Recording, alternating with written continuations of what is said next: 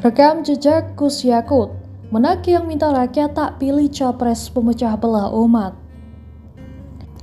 Suhu politik jelang Pilpres 2024 semakin memanas.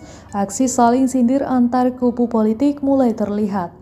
Contohnya, beberapa waktu lalu Menteri Agama Menak Yakut Khalil Qomas menyerukan pada masyarakat agar tidak memilih capres yang memiliki rekam jejak sebagai pemecah belah umat. Hal itu disampaikan Gus Yakut ketika hadir di acara Tabligh Akbar Idul Qodmi Nasional Thariqah Tijaniyah ke-231 di Pondok Pesantren Az-Zawiyah, Tanjung Anom, Garut, Jawa Barat. Tak hanya itu, Yakut juga mengingatkan rakyat agar tak memilih calon presiden yang menunggangi agama sebagai alat politik untuk memperoleh kekuasaan. Harus dicek betul, pernah nggak calon pemimpin kita, calon presiden kita ini memecah belah umat? Kalau pernah, jangan dipilih. Pesan Yakut dalam keterangannya yang dimuat laman kemenak.co.id. Lalu seperti apakah rekam jejak Menteri Agama Yakut Khalil Qomas? Berikut ulasannya. Profil singkat Yakut Khalil Qomas. Yakut Khalil Qomas atau Gus Yakut merupakan pria kelahiran Rembang pada 4 Januari 1975. Kini ia menjabat sebagai Menteri Agama Republik Indonesia di Kabinet Indonesia Maju. Sebelumnya, ia juga pernah menjabat sebagai Ketua Umum Gerakan Pemuda Ansor, sebuah badan otonom Nahdlatul Ulama. Gus Yakut kecil menempuh pendidikan di SD Negeri Kutoharjo pada tahun 1981 hingga 1987. Lalu ia melanjutkan pendidikannya ke SMP Negeri 2 Rembang pada tahun 1987 hingga 1990.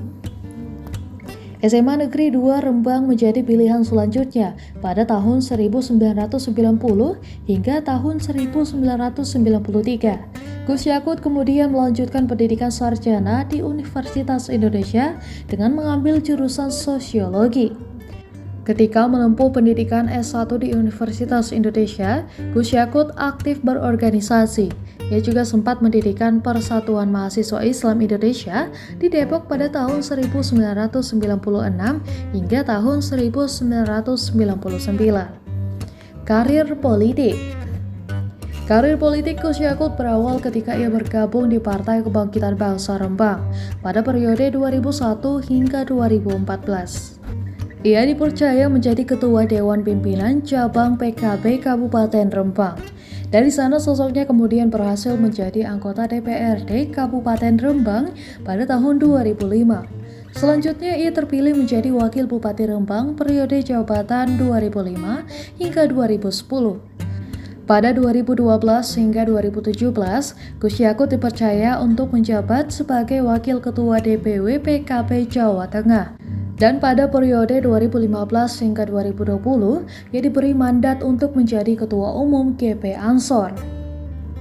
Karir politiknya terus menanjak ketika pada tahun 2014 ia dilantik menjadi anggota DPR RI periode 2014 hingga 2019, menggantikan Hanif Dakiri yang ditunjuk sebagai Menteri Tenaga Kerja pada Kabinet Joko Widodo.